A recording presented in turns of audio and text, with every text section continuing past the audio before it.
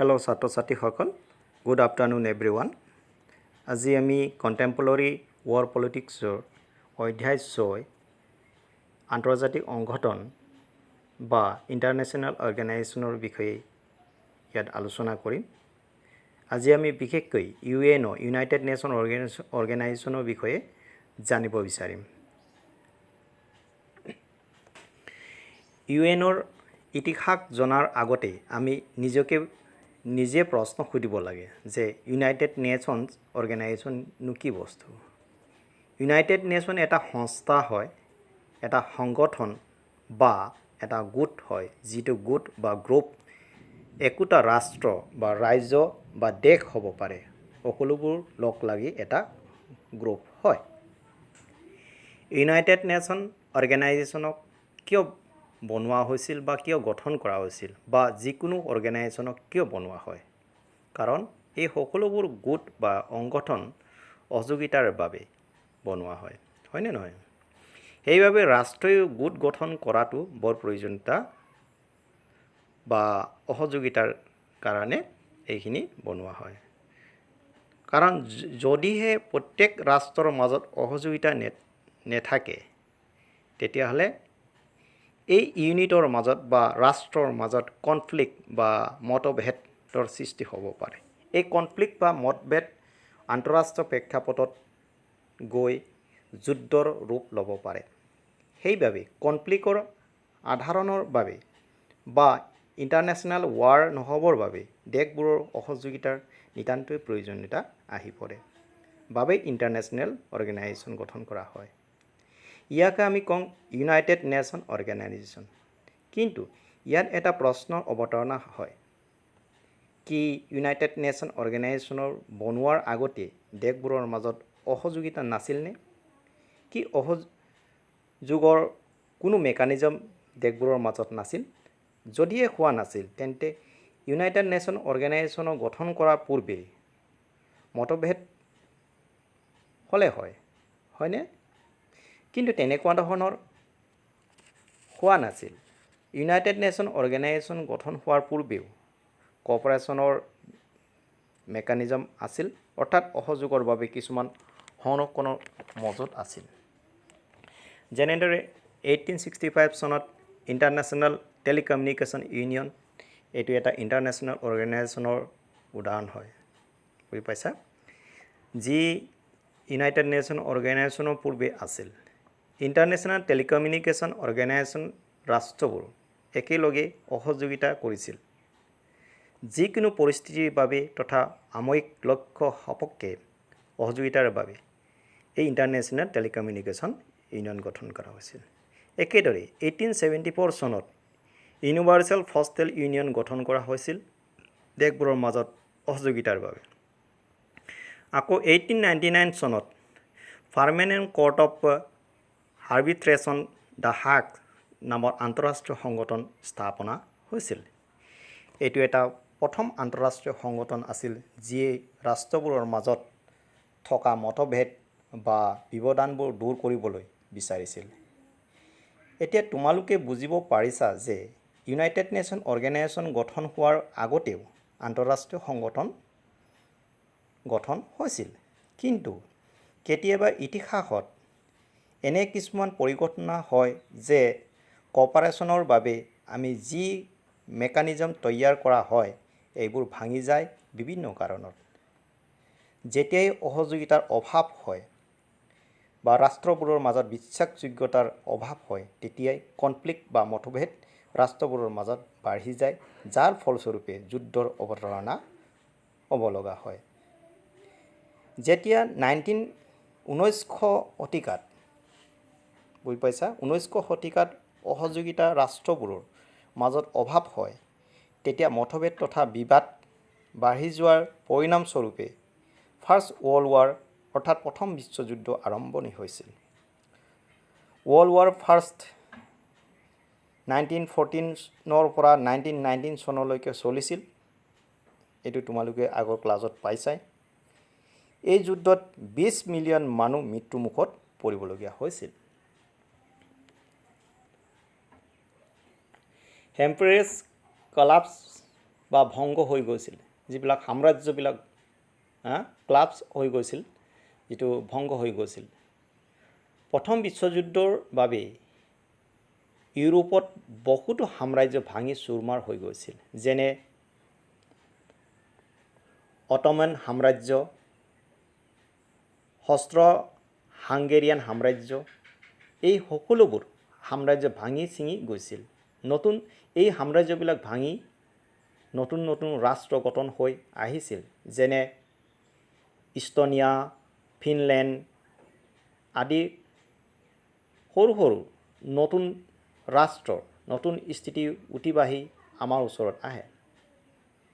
এটা নতুন বিশ্ব সম্প্ৰদায় আমাৰ ওচৰত উঠি আহে। 19শ শতিকাত যি বিশ্ব সম্প্ৰদায় আছিল, এইটো সম্পূৰ্ণৰূপে সলনি হৈ যায়। 28 শতিকাৰ আৰম্ভণিত প্ৰথম বিশ্বযুদ্ধৰ শেষ হোৱাৰ লগে লগে এক নতুন বিশ্ব সম্প্ৰদায় আমাৰ ওচৰত আহি যায়। আৰু এই নতুন বিশ্ব সম্প্ৰদায়ৰ সহযোগিতাক কেনেকৈ আনিব পাৰি, আৰু এই পৰিস্থিতিৰ নতুন বিশ্ব সম্প্ৰদায়ৰ নতুন সংগঠন প্ৰয়োজনীয়তা আহি পৰিছিল, য'ত ৰাষ্ট্ৰসমূহৰ মাজত বন্ধুত্বৰ সহযোগিতাৰে সম্বন্ধ বজাই ৰাখিব পাৰি। আৰু এই নতুন সংগঠনৰ ৰূপত লীগ অফ নেশ্যনৰ স্থাপন হয় 1919 চনত, য'ত প্ৰথম বিশ্বযুদ্ধ এক সহযোগিতা ভংগ হোৱাৰ লগে লগে ব্যৱধানৰ উৎপন্ন হয় বা মতভেদৰ উৎপন্ন হয়, আৰু এইবোৰৰ কনফ্লিক্ট বা মতভেদ নহ'বৰ বাবে এক সংগঠন বা সংস্কাৰ প্ৰয়োজনীয়তা আহি পৰিল। নতুনকৈ সহযোগিতা বজাই ৰাখিব পাৰে আন্তঃৰাষ্ট্ৰীয় প্ৰেক্ষাপটত প্ৰথম বিশ্বযুদ্ধৰ বিপৰীতে লীগ অফ নেশ্যনছ বা ৰাষ্ট্ৰসমূহৰ সহযোগিতা নিতান্তই প্ৰয়োজন আছিল। এই আন্তঃৰাষ্ট্ৰীয় সংগঠন স্থাপনাৰ প্ৰস্তাৱ প্ৰথমে আমেৰিকাৰ তেতিয়া প্ৰেছিডেণ্ট উড্ৰ' উইলছনে দিছিল। তেতিয়া যিটো প্ৰেছিডেণ্ট আছিল, উড্ৰ' উইলছনে তেওঁ কৈছিল যে আমাক এটা আন্তঃৰাষ্ট্ৰীয় সংগঠনৰ প্ৰয়োজনীয়তা আছে, যিয়ে ৰাষ্ট্ৰবোৰৰ মাজত চলি থকা বিতৰ্ক সমাধান বিনা যুদ্ধত কৰিব পাৰে। কিন্তু ইয়াত এটা গুৰুত্বপূৰ্ণ কথা অৱতাৰণা হয়। লীগ অফ নেশ্যনৰ যি আইডিয়া, এইটো ইউএছৰ প্ৰেছিডেণ্টে প্ৰস্তাৱ কৰিছিল আৰু লীগ অফ নেশ্যনক স্থাপনাও কৰিছিল 1919 চনত। আৰু 1920 চনত লীগ অফ নেশ্যন নিজৰ কাম আৰম্ভণিও কৰি দিছিল, যাৰ হেডকোৱাৰ্টাৰ হয় ছুইজাৰলেণ্ডৰ জেনেভা চহৰত আছিল। কিন্তু এটা গুৰুত্ব দিবলগীয়া কথা যে লীগ অফ নেশ্যনৰ 28 ফাউণ্ডিং মেম্বাৰ আছিল, 28 জন আছিল তেওঁৰ ফাউণ্ডিং মেম্বাৰ। কিন্তু তাত ইউএছ নাছিল, ইউনাইটেড ষ্টেট অফ আমেৰিকা তাৰ সদস্য নাছিল। ইউএছে নিজে বেলেগ বিদেশ নীতি আছিল, তেওঁলোকৰ নিজৰে বেলেগে বিদেশ নীতি আছিল। ইউএছৰ প্ৰেছিডেণ্টে এই প্ৰস্তাৱটো আগবঢ়াইছিল লীগ অফ নেশ্যনৰ, কিন্তু তেওঁ নিজে আমেৰিকাই এই লীগ অফ নেশ্যনৰ সদস্য নাছিল। প্ৰস্তাৱ ইউএছে যে কৰিছিল, কিন্তু নিজেই এই সংস্থাৰ অন্তৰ্ভুক্ত নাছিল।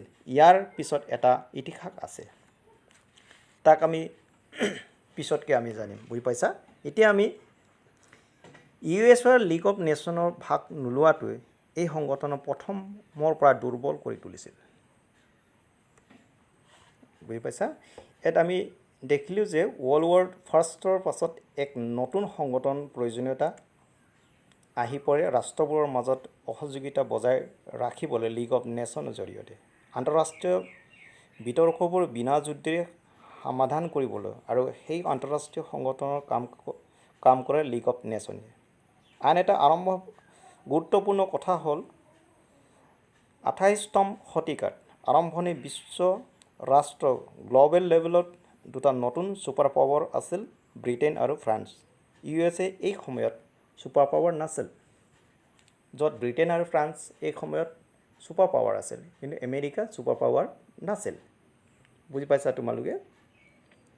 এই কথাটো মনত ৰাখিবা, বুজি পালা? আৰু এই দুখন ছুপাৰ পাৱাৰ দেশে এই আন্তঃৰাষ্ট্ৰীয় সংগঠনক কণ্ট্ৰল কৰিছিল আৰু এই লীগ অফ নেশ্যনক। লীগ অফ নেশ্যনছ কথা যদি আমি কওঁ, ইয়াত কিছু কৃতকাৰ্যতাও আছে।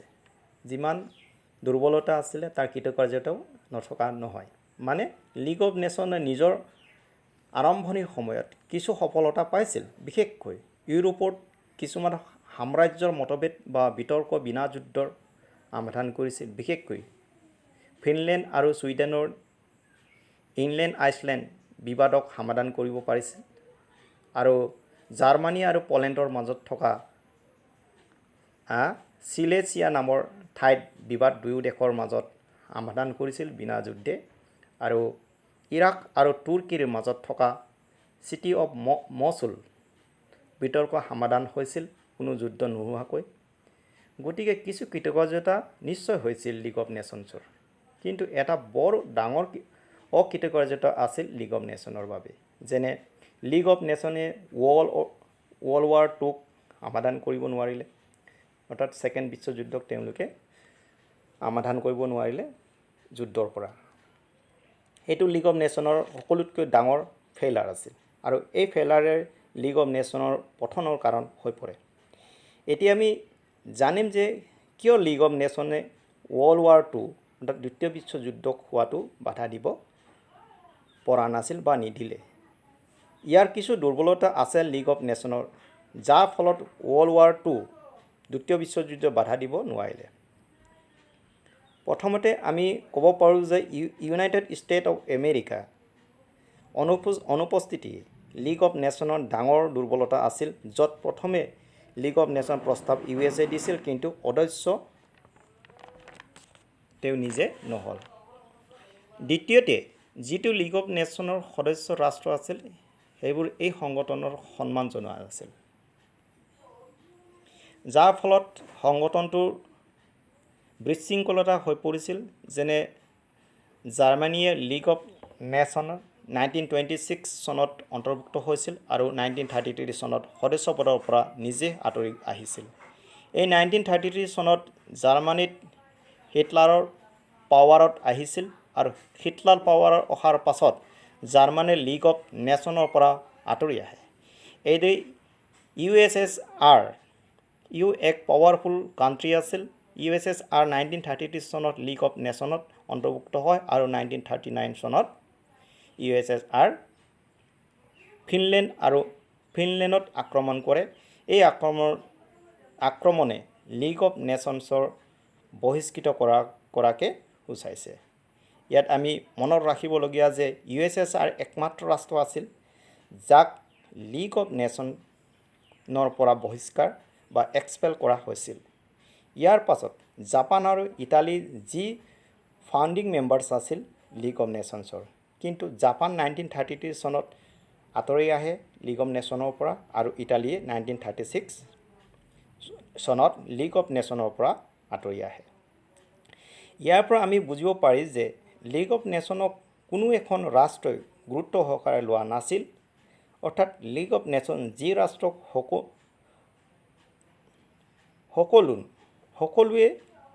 সকলোৰ পৰামৰ্শ আগবঢ়াই সেই ৰাষ্ট্ৰ লীগ অফ নেশ্যনৰ পৰা আঁতৰি গুচি যায়। আৰু ইয়াৰ এটা প্ৰশ্ন উঠে যে পাৱাৰফুল কাণ্ট্ৰি ব্ৰিটেইন আৰু ফ্ৰান্সে কি কৰি আছিল এইসমূহ ৰাষ্ট্ৰৰ শেষ কৰোঁতে? বুজি পাইছেনে? ইহঁত দুখন ছুপাৰ পাৱাৰ ৰাষ্ট্ৰ, কিন্তু শাস্তি দিয়া নাছিল, যিয়ে লীগ অফ নেশ্যন সম্প্ৰদায়ৰ নীতি গ্ৰহণ কৰি আছিল, য'ত দেশবোৰ আনৰ ৰাষ্ট্ৰ অধিগ্ৰহণ কৰি আছিল আৰু নিজৰ সাম্ৰাজ্যকে বহলাই গৈ আছিল। তেতিয়া ইয়াত কিয় ৰখোৱা নাছিল ব্ৰিটেইন আৰু ফ্ৰান্সে? ব্ৰিটেইন আৰু ফ্ৰান্সে যে ইহঁতক বাধা নিদিয়াৰ কিছুমান আৰ্থিক কাৰণ আছে।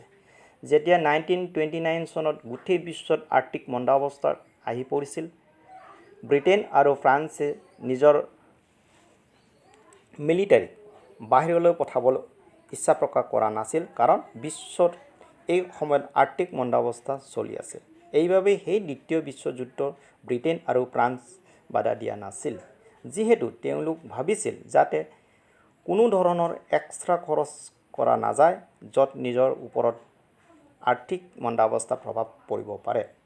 ইহঁতে এই দেশবিলাকক মাজত অৰাজকতা ব্ৰিটেইন আৰু ফ্ৰান্সৰ ওপৰত পৰা নাছিল বাবে ইহঁতৰ ৰাজ্য অধিগ্ৰহণ ওপৰত বাধা সৃষ্টি কৰা নাছিল, য'ত ছেকেণ্ড ৱৰ্ল্ড ৱাৰ হ'বলৈ পালে।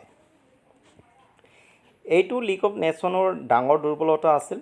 এই দুৰ্বলতাৰ কাৰণে শেষত ৱৰ্ল্ড ৱাৰ II হয়, দ্বিতীয় বিশ্বযুদ্ধ হ'বলগীয়া হয়। এইবাবে লীগ অফ নেশ্যনছে ৱৰ্ল্ড ৱাৰ IIক সমাধান কৰিব নোৱাৰিলে। দ্বিতীয় বিশ্বযুদ্ধ আৰম্ভ হয় 1939 চনত আৰু 1945 চনলৈকে চলিছিল। মুঠ 72 মিলিয়ন মানুহ মৃত্যুক আঁকোৱালি ল'ব লগা হৈছিল দ্বিতীয় বিশ্বযুদ্ধৰ।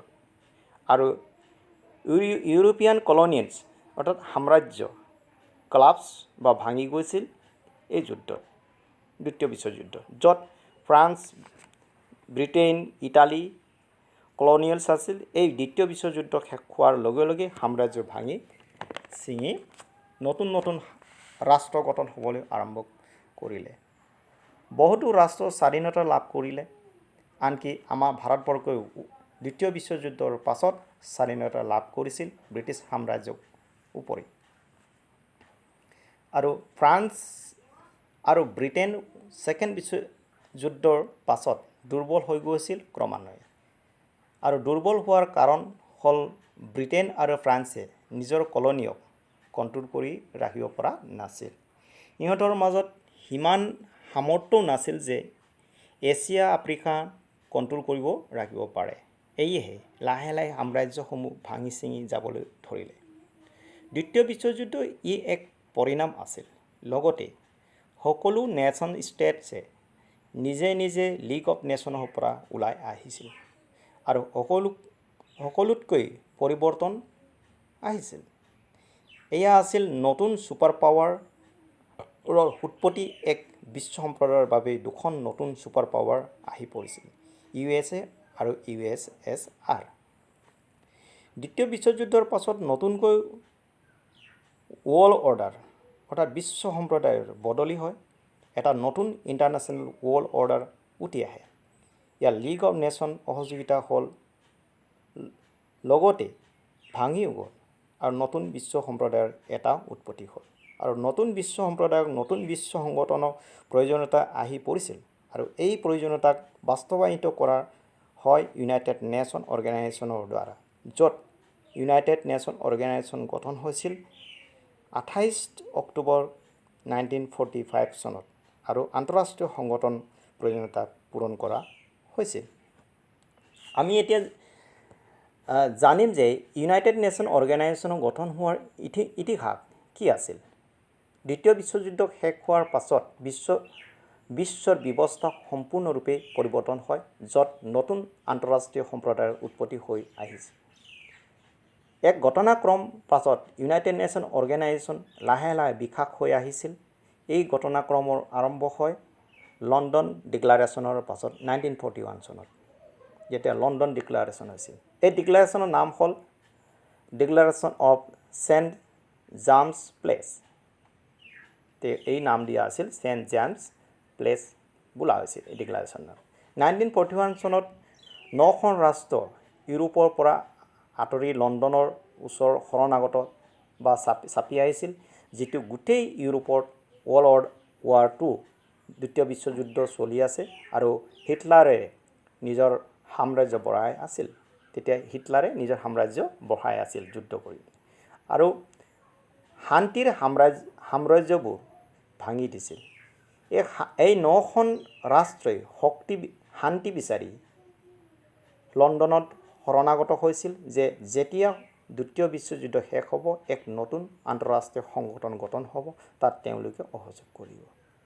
লণ্ডন ডিক্লাৰেশ্যনে সংকেত দিছিল যে এক নতুন আন্তঃৰাষ্ট্ৰীয় সংগঠন হ'বলৈ গৈ আছে। দ্বিতীয় ইভেণ্ট আছিল দ্য এটলাণ্টিক চাৰ্টাৰ আগষ্ট 1941 চনত। দ্য এটলাণ্টিক চাৰ্টাৰ্ছ এই দ্বিতীয় কনফাৰেন্সটো হৈছিল। এইটো কোনো ফৰ্মেল ৰিজলিউশ্যন বা সমাধান নাছিল।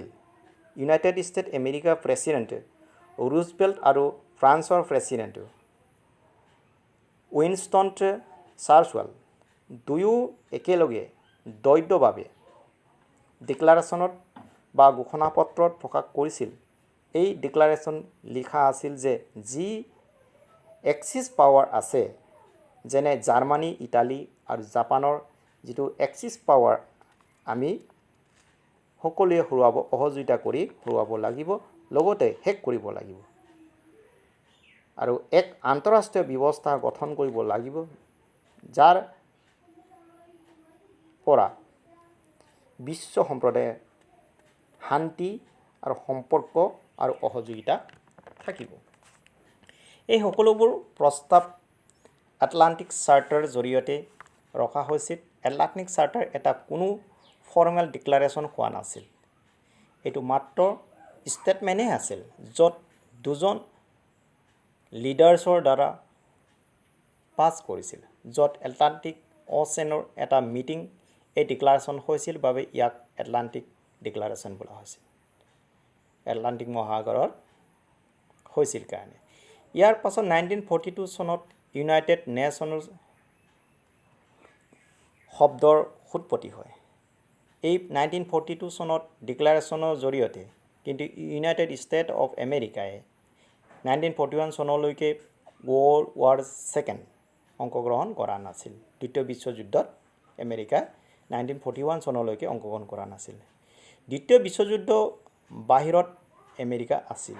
কিন্তু 1941 চনত ডিচেম্বৰত যেতিয়া জাপানে আমেৰিকাৰ ৱৰ্ল্ড হৰবেলত যেতিয়া আক্ৰমণ কৰে, ইয়াৰ ৰিয়েকশ্যন স্বৰূপে আমেৰিকাই দ্বিতীয় বিশ্বযুদ্ধত অংশগ্ৰহণ কৰে। সেয়ে 1941 চনত আমেৰিকাই ৱৰ্ল্ড ৱাৰ ছেকেণ্ড বা দ্বিতীয় বিশ্বযুদ্ধত আমেৰিকাই এণ্ট্ৰি হৈছিল। আৰু আমেৰিকা দ্বিতীয় বিশ্বযুদ্ধ এণ্ট্ৰিৰ পাছত মুঠ 26 ৰাষ্ট্ৰৰ মাজত এটা এলায়েন্স হয়, য'ত এক্সিছ পাৱাৰ বিৰুদ্ধে সম্প্ৰদায় গঠন হয়। ইয়াৰ নাম দিছিল ইউনাইটেড নেশ্যন নামেৰে। এই যি এলায়েন্সে আমেৰিকাক দ্বিতীয় বিশ্বযুদ্ধ এণ্ট্ৰিৰ পাছতে হয়, যিটো এলায়েন্স হয় আমেৰিকা দ্বিতীয় বিশ্বযুদ্ধ এণ্ট্ৰিৰ পাছতে, ইয়াৰ পৰাই ইউনাইটেড নেশ্যন উৎপত্তি হয়। এইটো মহান জোটবন্ধন হয়। 26 ৰাষ্ট্ৰৰ মাজত এইটো ডিক্লাৰেশ্যন কৰা হয় যে এক্সিছ পাৱাৰক সকলোৱে খতম বা শেষ কৰিব লাগিব। প্ৰত্যেক দেশে অসহযোগেৰে স্বাক্ষৰ কৰিছিল যে সকলোৱে মিলি এক্সিছ পাৱাৰক শেষ কৰিব লাগে। জাৰ্মানী, ইটালী আৰু জাপানৰ এক্সিছ পাৱাৰক মিলি সকলোৱে শেষ কৰিব লাগে আৰু বিশ্ব শান্তি আনিব লাগে। আৰু দ্বিতীয় বিশ্বযুদ্ধ শেষ হোৱাৰ পাছত এটা আন্তঃৰাষ্ট্ৰীয় সংগঠন গঠন কৰা হ'ব বিশ্ব শান্তিৰ বাবে বা গ্ল'বেল পিচৰ বাবে। এইটোৱে ডিক্লাৰেশ্যন আছিল ইউনাইটেড নেশ্যনৰ বাবে। এই যিটো ইউনাইটেড নেশ্যন উল্লেখ কৰা হৈছে, এইটো কোনো আন্তঃৰাষ্ট্ৰীয় সংগঠনৰ নাম নহয়। ই এক দেশবোৰৰ সহযোগিতাৰ নামহে আছিল। 1943 চনৰ সহাৰ লগে লগে ইউনাইটেড নেশ্যন বনোৱাৰ প্ৰক্ৰিয়া লাহে লাহে আহিছিল। 1943 চনত মস্কো কনফাৰেন্স হয়, য'ত ইউনাইটেড ষ্টেট অফ আমেৰিকা আৰু USSR আৰু UKৰ ফৰেন মিনিষ্টাৰসমূহ একেলগে মিলিত হয়। আৰু এই বিষয়ৰ ওপৰত আলোচনা হৈছিল যে যিটো নতুন সংস্থা হ'ব, ইয়াৰ বেচিছ কি হ'ব বা ইয়াৰ প্ৰিন্সিপল কি হ'ব, ই কেনেধৰণে সংগঠনটো চলিব, এই সকলোবোৰ কথা ওপৰত আলোচনা হৈছিল বা আলোকপাত হৈছিল। ইয়াৰ পাছত এই বছৰতে ডিচেম্বৰ 1943 চনত তেহেৰাণ কনফাৰেন্সত, য'ত USA প্ৰেছিডেণ্ট ৰুজভেল্ট, USSRৰ প্ৰেছিডেণ্ট ষ্টেলিন আৰু চাৰ্চিল একেলগ হৈ ডিচাইডেড কৰা হয় যে দ্বিতীয় বিশ্বযুদ্ধৰ ফাইনেল ষ্টেজ এতিয়া আহি পৰিছে আমি সম্পূৰ্ণৰূপে সাজু যে এক্সিছ পাৱাৰক মিলিজুলি শেষ কৰিব লাগে বুজি পাইছা তোমালোকে আৰু পুনৰ এই বিশেষ শান্তিৰ বাতাবৰণ আনিব লাগে নতুন আন্তঃৰাষ্ট্ৰীয় সংগঠনৰ মাধ্যমেৰে ফাইনেলি সকলোতকৈ গুৰুত্বপূৰ্ণ কনফাৰেন্স হয় ইউনাইটেড নেশ্যন অৰ্গেনাইজেশ্যন বনোৱাৰ বাবে 1944 চনত ডুম্বাৰ্টন ওয়েক্স কনফাৰেন্সত যেটো ডুম্বাৰ্টন ওয়েক্স কনফাৰেন্সত দ্য ফাইনেল ৰিজলিউশ্যন হৈছিল এইটো এটা ঠাই হয় USA Washington DC USA Washington ডিসিত ডুম্বাৰ্টন ওয়েক্স নামৰ ঠাইখনত এই কনফাৰেন্স হৈছিল ফাইনেল কনফাৰেন্স হৈছিল য'ত নেকি ইউনাইটেড নেশ্যন অৰ্গেনাইজেশ্যনৰ গোটেই হেৰিটো সংস্থাটো বনোৱা হৈছিল সকলোতকৈ বেছি গভীৰভাৱে ষ্টেপ লোৱা হয় ডুম্বাৰ্টন ওয়েক্স কনফাৰেন্স ৱাশ্বিংটন ডিসিৰ জৰিয়তে আৰু এই সভাতে সিদ্ধান্ত লোৱা হয় কি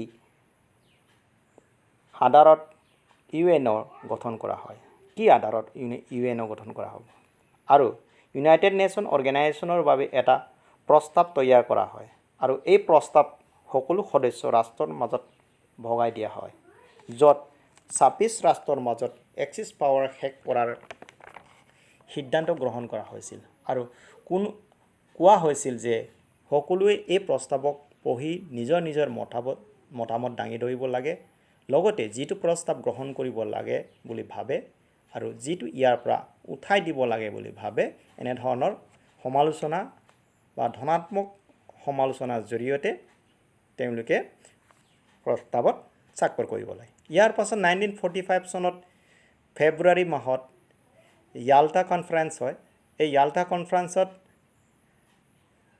কনফাৰেন্সত সিকিউৰিটি কাউন্সিলৰ ভোটিং প্ৰচিডিউৰ কি হ'ব এই সকলোবোৰ আলোচনা কৰিছিল আমাৰ যদি ইউনাইটেড নেশ্যন অৰ্গেনাইজেশ্যনৰ সিকিউৰিটি কাউন্সিলৰ ভোটিং প্ৰচিডিউৰ কি হ'ব এইটো সম্পৰ্কত আলোচনা হৈছিল এই ইয়াল্টা সভাতেই ভোটিং প্ৰচিডিউৰৰ ওপৰত অসমত প্ৰকাশ কৰা হয় ইয়াৰ পাছত ইউনাইটেড নেশ্যন যিটো চাৰ্টাৰ সম্পূৰ্ণৰূপে তৈয়াৰ হৈ গৈছিল ছাত্ৰ ছাত্ৰীসকল ফাইনেলি জুলাই 1945 চনত সান ফ্ৰান্সিস্কো কনফাৰেন্স হয় আৰু ইউনাইটেড নেশ্যনছ বনাই তৈয়াৰ কৰা হয় এই কনফাৰেন্সত 50খন ৰাষ্ট্ৰক নিমন্ত্ৰণ জনোৱা হৈছিল কিন্তু 50 ৰাষ্ট্ৰৰ পৰিৱৰ্তে 49 ৰাষ্ট্ৰহে 49 কান্ট্ৰিজে কনফাৰেন্সত অংশগ্ৰহণ কৰিছিল ইয়াৰ কাৰণে পলেণ্ড কনফাৰেন্সত তেওঁলোকৰ ৰিপ্ৰেজেন্টেটিভ পঠোৱা নাছিল কাৰণ পলেণ্ড সেই সময়ত কোনো চৰকাৰ গঠন নাছিল মানে ইলেকশ্যন হৈছিল কিন্তু সেই সময়ত চৰকাৰ তৈয়াৰ হোৱা নাছিল এইভাবে চৰকাৰ তৰফৰ পৰা কাক পঠিয়াব কেনেকৈ পঠিয়াব কোনো ধৰণৰ আইডিয়া নাছিল মুঠ 49 ৰাষ্ট্ৰই স্বাক্ষৰ প্ৰদান কৰিছিল ইউনাইটেড নেশ্যন অৰ্গেনাইজেশ্যনৰ বাবে কিন্তু পলেণ্ডৰ বাবে ঠাই ৰাখি দিছিল যাতে পলেণ্ডে নতুন চৰকাৰ গঠন হোৱাৰ পাছত ইউনাইটেড নেশ্যন অৰ্গেনাইজেশ্যনত অন্তৰ্ভুক্ত হ'ব পাৰে শেষত